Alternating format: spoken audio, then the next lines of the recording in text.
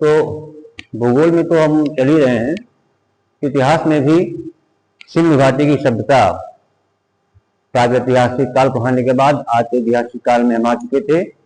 उसमें सिंधु घाटी की सभ्यता के बारे में पढ़ाया जा रहा था कि सिंधु घाटी की सभ्यता कहाँ कहाँ दिशाओं के माध्यम से हमने बता दिया था। उत्तर में मांडा, दक्षिण में महाराष्ट्र के दैमाबाद, पूरब में उत्तर प्रदेश के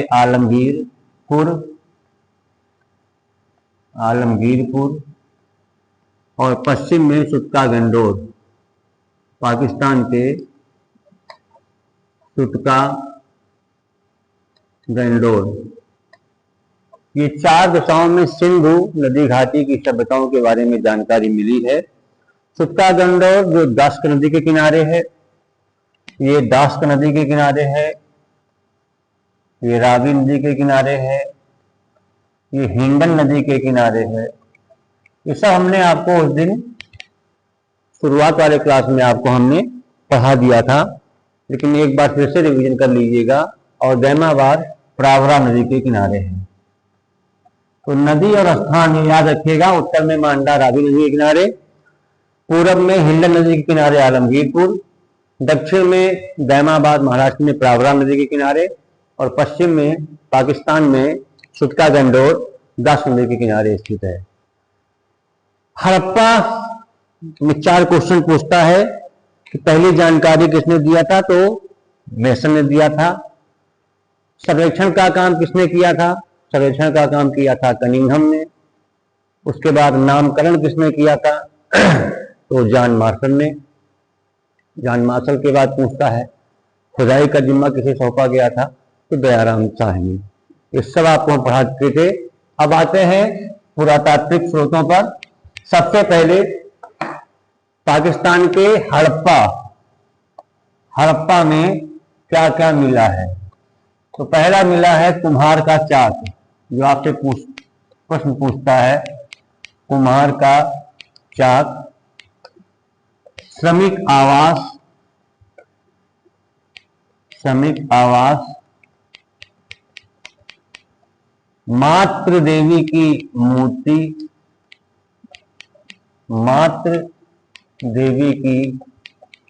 मूर्ति, अन्नागार यहां भी मिला है, अन्नागार मोहनजोदड़ो में भी मिला है, लेकिन वहां विशाल अन्नागार है और यहां पर छोटा अन्नागार है। फिर मिला है स्वास्तिक का चिन्ह, स्वास्तिक का निशान मिला है, अर्थात यहां पर धर्म से संबंधित काम आपके इन सभ्यताओं में होते थे। उसके बाद 2-3 आपकी बहुत महत्वपूर्ण पूछता है कि कब्रिस्तान के बारे में। कब्रिस्तान सबसे पहले कहां मिला है, तो यहां पर RH-37 लिखा हुआ है, RH-37 कब्रिस्तान के बाहर लिखा हुआ है RH-37। ओखली मिली है, हाथी के खोपड़ी का कंकाल मिला है, हाथी की खोपड़ी का कंकाल, हाथी की खोपड़ी का कंकाल।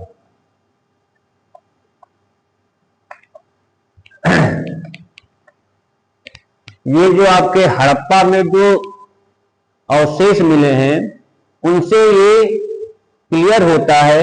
अब इसमें बहुत ज्यादा क्वेश्चन नहीं पूछेगा, आपसे इतना ही याद कर लीजिए कि हड़प्पा में कौन कौन से अवशेष मिले हैं। तो कुम्हार का चाक, श्रमिक आवास, मातृ देवी की मूर्ति, अर्थात यह युग हड़प्पा कालीन सभ्यता मात्र संतात्मक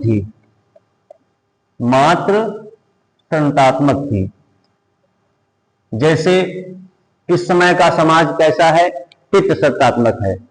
कोई पूछता है किसके लड़के हो, तो हम पिताजी का नाम बताते हैं कि फला के लड़के हैं। उस समय माँ के नाम से ही आपकी पहचान होती थी।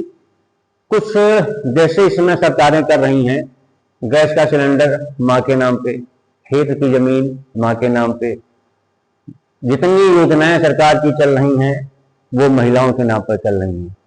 आने वाले समय में ये भी हो सकता है कि आज का यह समाज मातृ सत्तात्मक की ओर लौट रहा है, क्योंकि इतिहास और भूगोल दोनों में बताता है कि जो घटनाएं पूर्व में घटी हैं वो वर्तमान में फिर एक बार घटेंगी। यही है चक्र जीवन का। और जो चीजें हैं वो फिर आएंगी।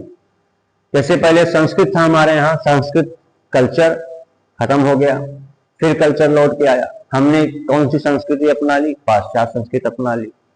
और देखी देखा पाश्चात्य वालों ने हमारी संस्कृति अपना ली, और हम फिर देख के अपनी हिंदी संस्कृति, अपनी हिंदुस्तान की संस्कृति अपना रहे हैं। तो बहुत ज्यादा चीजें बहुत दिनों तक नहीं रह सकती हैं। बदलाव होना बहुत जरूरी है, और इसी का नियम है, ये प्रकृति का नियम है परिवर्तन। तो प्रकृति अगर हम नहीं करेंगे तो हमसे प्रकृति करवा देगी। तो ये तो निश्चित है कि एक न एक दिन हर चीजें पुनः अपने उसी रूप में आएंगी जिस रूप में हमने उसको छोड़ा था। तो ये इतिहास भी प्रमाण है।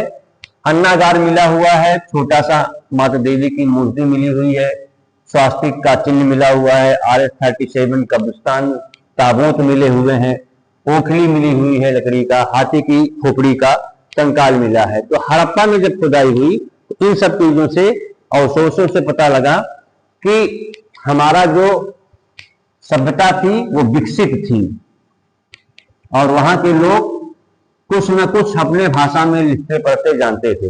दूसरा स्थान मिला था मोहनजोदड़ो। मोहनजोदड़ो उसको कहते हैं, मोहनजोदड़ो। इसका शाब्दिक अर्थ ही होता है मृतकों का टीला।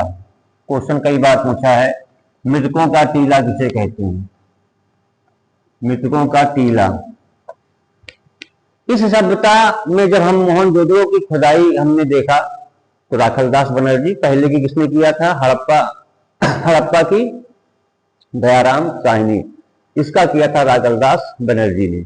उनके देखरेख में इसकी खुदाई करवाई गई। तो यहां पर जो मिला वो भी अन्नागार मिला, लेकिन वो मिला बृहद अन्नागार। तो मृतकों का टीला, लाशें ऐसी बिखरी हुई थी, किसी के पैर नहीं, किसी का सर नहीं। तो यहाँ पे या तो बाढ़ आया होगा या तो बहुत बड़ा कोई ऐसी घटना हुई होगी कि यहाँ पे लोगों को इकट्ठा ही मार के फेंक दिया गया था। युद्ध का तो ऐसा कोई निशान मिलता नहीं है, इतिहासकारों ने भी इसका कहीं जिक्र नहीं किया है, लेकिन इसको मोहनजोदड़ो को हम मृतकों का टीला ही कहते हैं। ये बहुत इंपॉर्टेंट है। इसका भी खोज 1921 में ही राखलदास बनर्जी ने खुदाई का प्रारंभ किया था, और 1921 में ही हड़प्पा की खुदाई के भी प्रारंभ हुआ था। इसमें दो चीज मिले हैं, बृहद अन्नागार, अन्नागार हड़प्पा में भी था, अन्नागार मोहनजोदड़ो में भी था। दूसरा मिला है बृहद स्नानागार, स्नानागार। तो जब बृहद शब्द हो जाएगा तो उसका मतलब कोई एक व्यक्ति के लिए वो स्नानागार नहीं था, कोई धार्मिक अनुष्ठान होता था। जैसे हम लोग के यहाँ कुंड है, नैमिषारण्य है, आपका जितने भी कुंड होते हैं वो पौराणिक दृष्टि, उसमें कोई न कोई समारोह होता है तो लोग वहां जाते हैं स्नान करने। तो उससे लगता है कि वहां पर एक कोई मेला लगता था, इस मेले में लोग जाते थे और उस बृहद स्नानागार में स्नान करते थे। तो उससे ये सबूत मिलता है। तीसरा मिला है यहाँ पर पुरोहित आवास। वहां पर मिला था श्रमिक आवास, यहां पर मिला था पुरोहित आवास। अर्थात यहां पर ब्राह्मणों के लिए एक आवास होता था। सभागार मिला है, जिस सभागार में बैठ के धर्म की चर्चा होती थी, और जैसे आजकल तमाम प्रकार के बाबा लोग कथा करते हैं, ऐसे ही बहुत बड़ा सभागार मिला है। ये बहुत जरूरी है। उसके बाद सूती वस्त्र का अवशेष मिला है, पशुपति की मूर्ति मिली है। सूती वस्त्र का अवशेष मिला है। क्या उसको कपास भी कहीं कहीं लिखा गया है कि कपास की सबसे पहले खोज सिंध के किस घाटी सभ्यता के किस शहर से मिली है? तो मोहनजोदड़ो में सूती वस्त्र, जाहिर सी बात है कपास होगी। तो यहाँ के लोग विकसित हो चुके थे। ये सब जो बताता है कि हमारी सभ्यताएं धीरे धीरे विकास की ओर बढ़ रही थी। सूती वस्त्र का जो है थोड़ा बहुत प्रमाण मिला है, तो उसके आधार पर कह सकते हैं। फिर यहाँ पर नृत्य करती हुई एक कांसे की मूर्ति मिली हुई है। नृत्य करती हुई, सब इतिहास में आप जाएंगे तो आपको मिल जाएगा किताबों में। नृत्य करती हुई कांसे की मूर्ति यहां पर मिली है। पुरोहित आवास, सभागार, सूती वस्त्र, ये सब देखने से लगता है कि वहां पर धार्मिक जो है वो चीजें ज्यादा होती थी मोहनजोदड़ो में। और सबसे जो महत्वपूर्ण चीज है कि विकास के दौर में सबसे विकसित शहर अगर कहा जा सकता है तो मोहनजोदड़ो, क्योंकि यहाँ की जो सड़कें थी वो चौड़ी चौड़ी थी। सड़कें चौड़ी, साफ एवं नियोजित थी। तो ये साफ एवं नियोजित सड़कें जब मिलती हैं तो लगता है कि वहां पर प्लांट सिटी, जैसे हम लोग कहते हैं चंडीगढ़ और जयपुर को प्लांट सिटी, ऐसे उस शहर को बसाया गया था। बहुत से खूबसूरत शहर जो अवशेष मिले हैं उससे लगता है कि बहुत बड़ा कोई ये एक था जिसमें आपका संस्कृत हमारी सभ्यता की तरफ बढ़ी और सभ्यता धीरे धीरे विकास की तरफ बढ़ी। मानव का ज्ञान बढ़ा और धीरे धीरे मानव ने अपने आप को उस सभ्यता में ढालते हुए विकास की तरफ अपने सभ्यता को ले गया। यहाँ पर धार्मिक अनुष्ठानों के बारे में जानकारी मिलती है, कपास के बारे में जानकारी मिलती है, बृहद अन्नागार और बृहद सभागार के बारे में जानकारी मिलती है। नृत्य करती हुई मूर्ति कांसे की मिलती है, कांसे का, इसीलिए इसको कांस्य युगीन सभ्यता भी कहा जाता है। सड़कें चौड़ी, साफ सुथरी, नियोजित, ढकी हुई, नालियां ढकी हुई, सब कुछ सिस्टमैटिक था। इसका मतलब कि जो मकान मिले हैं सब मकान का जो गेट है वो पीछे है, आगे पूरा रोड एकदम क्लियर था।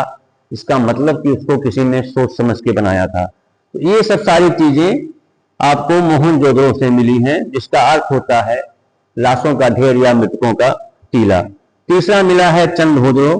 चंद्रहोदड़ो का जो था उसको उन्होंने किया था गोपाल मजूमदार ने।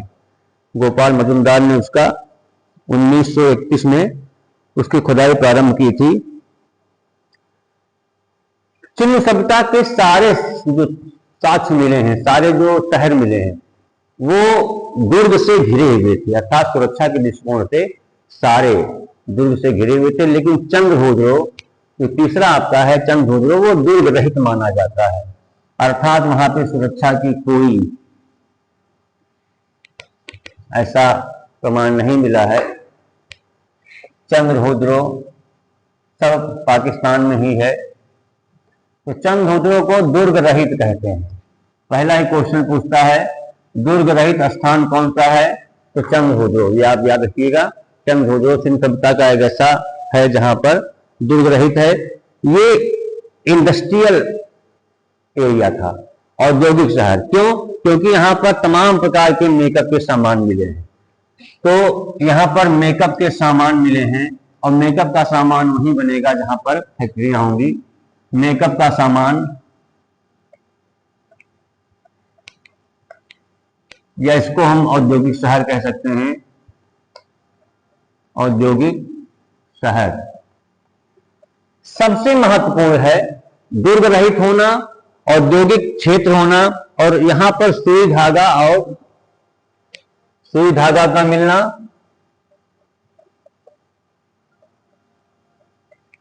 सजी हुई अलंकृत ईंटें, अलंकृत ईंट, और कहीं कहीं गुड़िया का भी जिक्र है। कोई भी छोटे कंपटीशन में पूछ लेता है कि गुड़िया सिंधु घाटी की सभ्यता के किस क्षेत्र में मिली थी, तो उसको आप याद कर लीजिएगा कि चंद्रहोदड़ो में। और बिल्ली का पीछा करता हुआ कुत्ता, ये क्वेश्चन पूछा है। बिल्ली का पीछा करता हुआ कुत्ता, करता हुआ कुत्ता, इनके पैरों के निशान मिले हैं। चंद्रभोजो इसलिए महत्वपूर्ण है क्योंकि ये आपका औद्योगिक शहर है। दूसरा, दुर्ग रहित है। तीसरा, यहाँ पर अलंकृत ईंटों का प्रयोग प्रारंभ हो गया था, बाद में जाके आपकी अच्छी अलंकृत ईंटें आगे मिलेंगी कालीबंगा में। दिल्ली का पीछा करता हुआ, अर्थात यहाँ पर जो आपका जानवरों के हैं उनके भी अवशेष मिलते हैं। ये क्वेश्चन आपका बहुत पूछता है और याद रखिएगा इन सब क्वेश्चनों को। फिर आते हैं हम हरियाणा के, पंजाब की तरफ, रोपण, और रोपण के बाद फिर चलेंगे आपका हम, रोपण के बाद बनवाली हरियाणा में आएंगे, फिर कुणाल वो भी हरियाणा में है, राखीगढ़ी वो भी हरियाणा में है, कालीबंगा राजस्थान में है, धौलावीरा गुजरात में है। तो गुजरात में जब पहुंचेंगे तो बहुत सारा आपको मिलेगा। अब ये सब आपको हम धीरे धीरे क्लास में पढ़ाते रहेंगे, तब तक आप लोग अपनी तैयारी कीजिए क्योंकि क्लास ज़्यादा लंबा नहीं ले सकते हैं हम।